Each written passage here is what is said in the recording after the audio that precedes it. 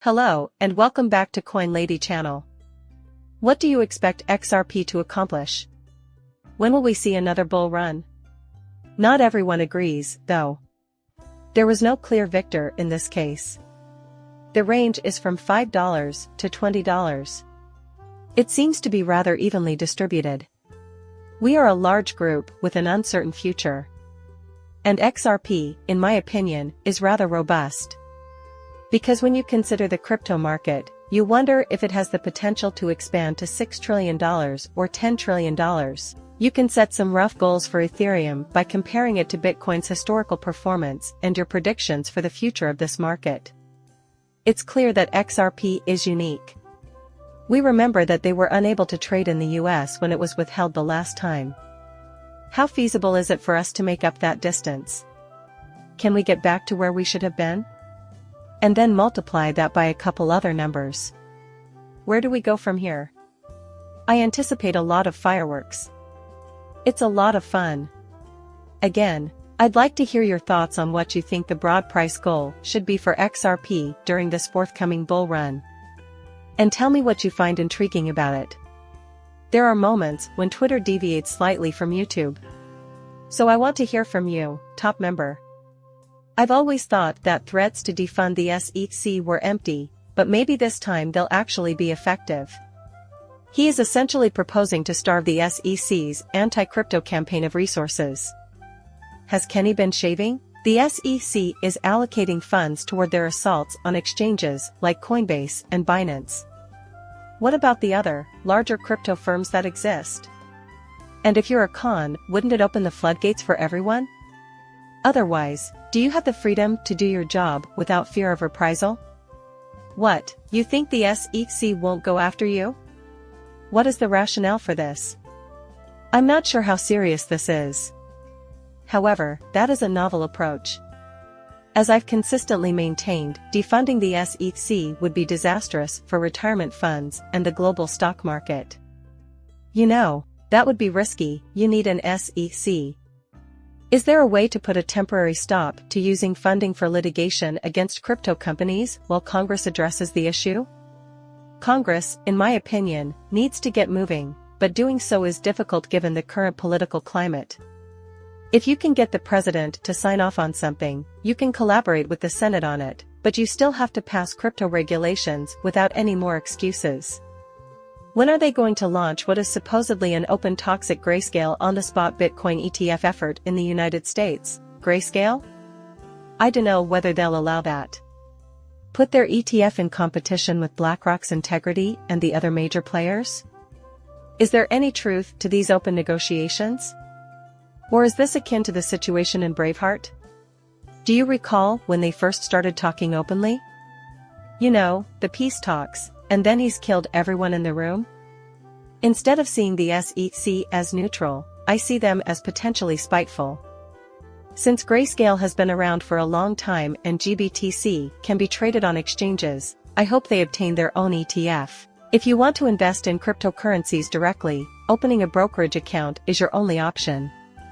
I really hope they succeed, you know. I'm not convinced the SEC won't be vindictive and rush to let a select few in before everybody else. And the issue is that the market is typically taken by the first product to market. That's why I'm betting on the simultaneous introduction of a number of ETFs. The only real doubt is whether or not Grayscale will be among the first two tenants. We had the BIS, and now they're seriously questioning and criticizing stable coins for being an unreliable way to store wealth. You have to put your faith in the middleman to protect your money, and the United States dollar, USD, is the safest option. And even they almost got zapped when Silicon Valley Bank went bankrupt.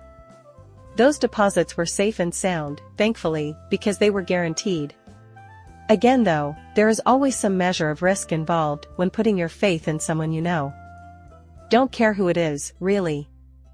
Because of this, stable coins can be a useful medium for transferring and keeping wealth. Cryptocurrencies, being decentralized, will always be preferred to centralized money since you, the user, are in complete control of your funds at all times. There is no need for a middleman, so you are accurate. Likewise, security checkpoints are aware of the risks associated with private crypto stable coins and their own stability. In my opinion, this is where we will first see significant development in terms of crypto rules, custodian requirements, reporting, audits, and the like. However, that is something we must deal with since you just cannot.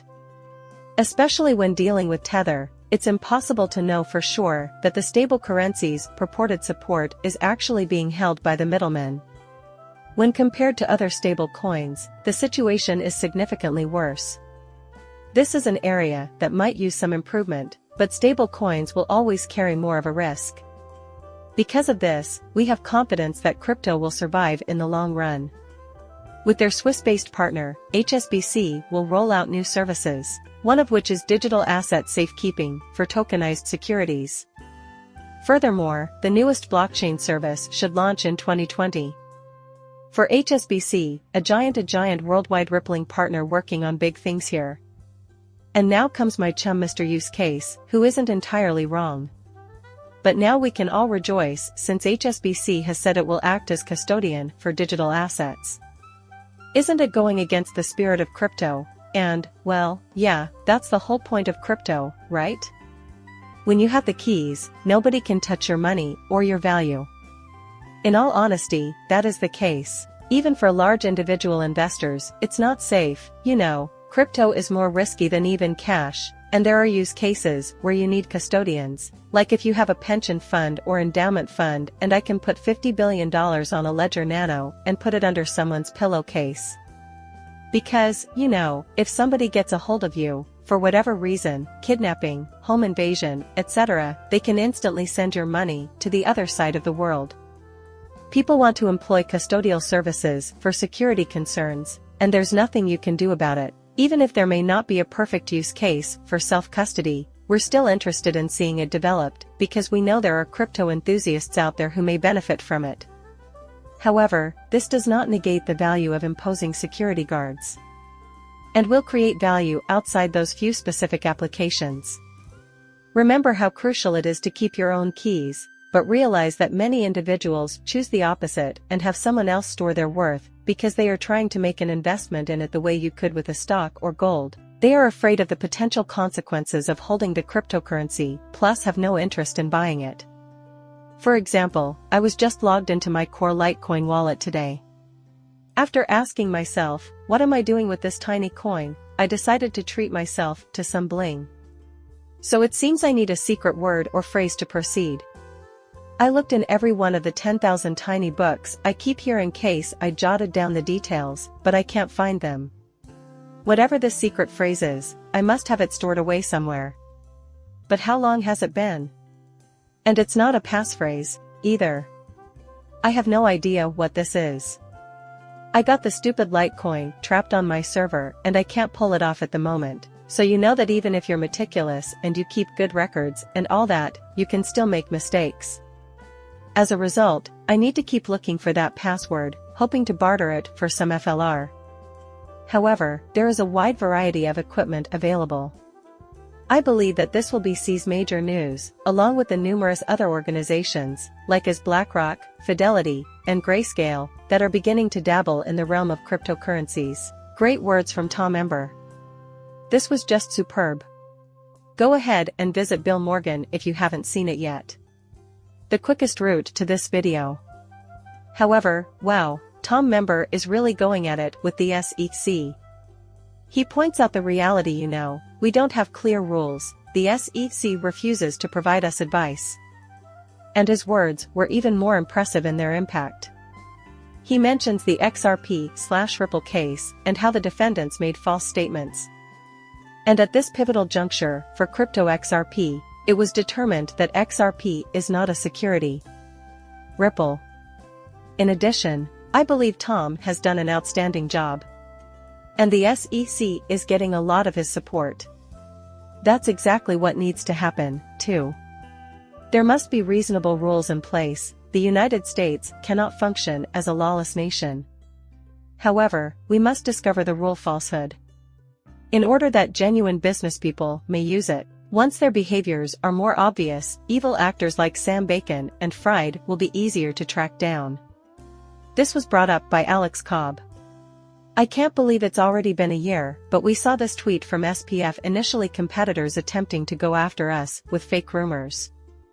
Everything with FTX's assets is fine. I also want you to remember something that is commonly said: all your assets are there. Oh well, we've always just done withdrawals. They'll say that no matter how close they are to calamity. Even though everyone has been able to withdraw so far, this is not cause for alarm. The moment you can't is the moment something fails and it's too late to withdraw. So, avoid being fooled by such nonsense. Who are they to tell you that? So far, we've successfully countered every withdrawal request. It's meaningless. That's only the case if your initial withdrawal requirement isn't met. It's all over Red Rover. That's the rules of the game, though. Leave your thoughts in the comments. And please like and subscribe my channel. See you later, bye.